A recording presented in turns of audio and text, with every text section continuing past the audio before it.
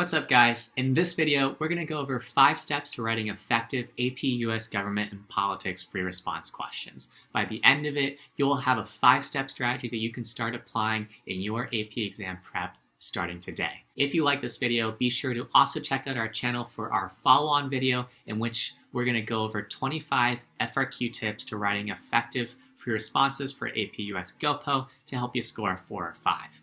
Without further ado, let's get started. The first tip that we have for you is to make sure that you understand and commit to learning how points are distributed on the AP US Government rubrics. What does this mean? It means that you go through all of the past rubrics and scoring guidelines and see how points are allocated in each of the SAQs as well as the argumentative essay.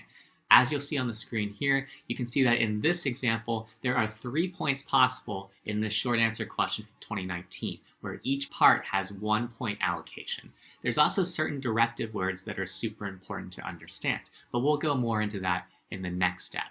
For now, just understand that you need to look through the past 2 or 3 years worth of FRQs so that you can better understand how points break down on the exam.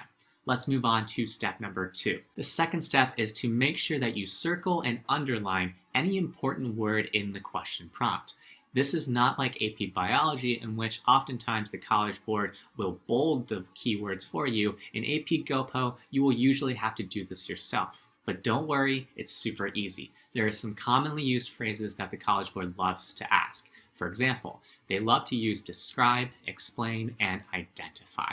So here you can see on the screen that we've gone ahead and highlighted the words describe and explain in this particular question to help us understand exactly what we're going to be tested on. When you're being asked to describe something, you need to tell them about what they're asking, right? So this doesn't mean you have to explain the why. All you need to do is talk about the topic and the characteristics of that topic that's being asked. When you're being asked to explain something, this is where you're going to want to show the why. You're going to want to be able to give 3 to 5 sentences on this topic in most cases in order to earn the full point. And finally, when you're asked to identify something, you need to be able to indicate that you know what the topic is related to. There's no need for an explanation or an elaboration as you might need to do when you're asked to describe or explain something. One of the best test-taking tips that we can tell you is to leave a tick mark or a star next to each key word as you answer the question. This will make sure that you are actually covering the entire question from start to finish. You'd be surprised. Usually when it comes to test day, there's some test stress involved, and sometimes students will forget to start answering the exact questions being asked of them. If you're not asked one of these 3 most commonly used directive words, you may be asked one of these other directive words, such as define, compare, develop an argument, and draw a conclusion. If you're being asked to define something, it's very similar to identifying something. All you need to do is show what the topic's about. If you're being asked to compare something, you're going to want to make sure that you're providing a description of the similarities and or differences of the topics that are presented. If you're being asked to develop an argument, this is where you're going to want to state a claim and support it with evidence. And then finally, if you're asked to draw a conclusion, it means that you have to write an accurate statement from what has been presented. All right, we've gone over 2 tips. Let's head into the tip number 3. Before we do so, if you found this video helpful so far, be sure to like and subscribe to our channel because, like I mentioned earlier, we'll have a follow-on video in which we'll go over 25 tips to writing effective AP GoPo FRQs. Now, let's head into step number 3.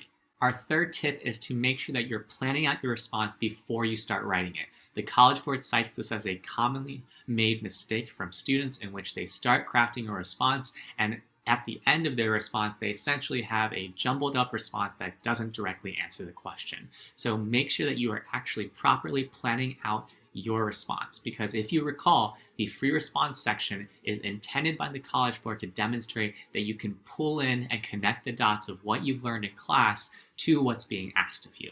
So this is something in which it requires proper planning.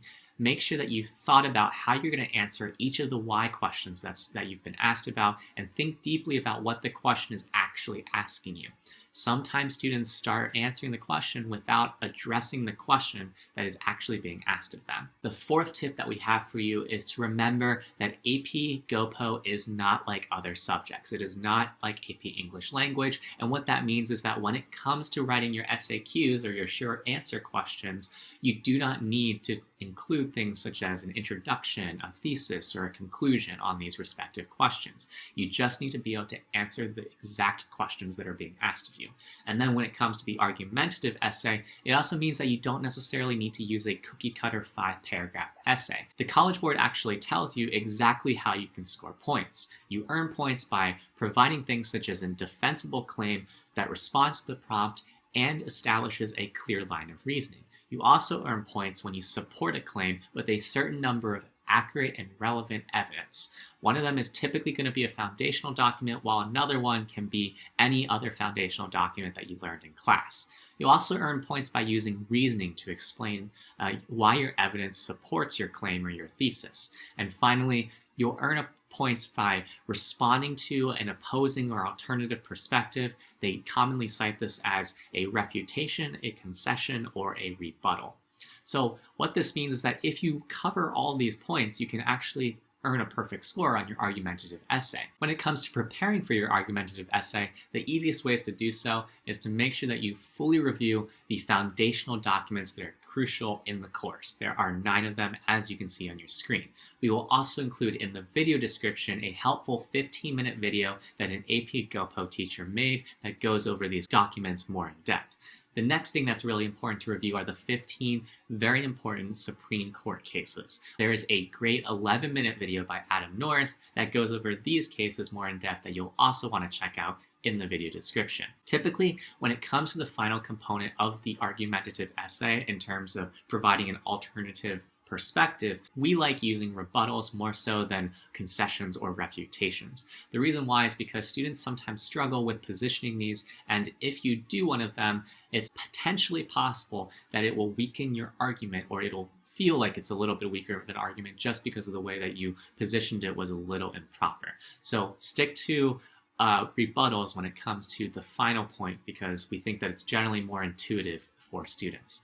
The last thing to remember when it comes to this tip is to remember that you need to be closing the loop.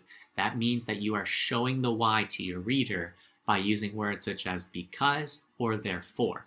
What that allows them to do is see that you're able to connect the dots between the evidence that you're presenting and how it ties to your thesis or your claim. Our last tip is to remember to practice, practice, and practice some more. There are 2 points when it comes to really writing effective AP GoPo FRQs. The first point is knowing exactly how points are broken down, and the second point is knowing exactly how you are going to write in your respective style to match that rubric. Sometimes students know how they're going to get points, but they don't know how to craft their responses to be effective at earning that point. So make sure that you're able to do both parts of that in the process of writing your FRQs. The easiest suggestion that we can give you is to review the last 2 to 3 years worth of previously released exams so that you can better understand exactly what sort of questions were asked, how points were broken down, where students had misconceptions, and then target your practice that way. When you're doing this, you're going to start building an intuition in terms of how you can craft your responses, and you're going to build up that confidence so that when it comes to test day, you know what to expect from the test maker. 3 additional resources for you to check out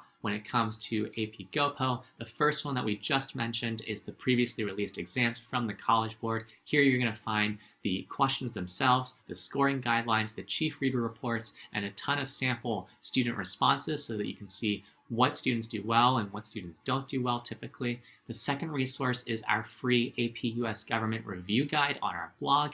Here you're going to find key questions that you can ask yourself as you're finalizing your review to make sure that you feel confident on test day. And our third resource is Albert's AP US Government course. This provides hundreds of practice questions as well as free response questions so that you can learn by doing with detailed explanations and work through your mistakes online. Lastly, if you found this video helpful, be sure to hit that like button and subscribe, because in our next video, we're going to go over 25 AP US GoPo tips that you won't want to miss.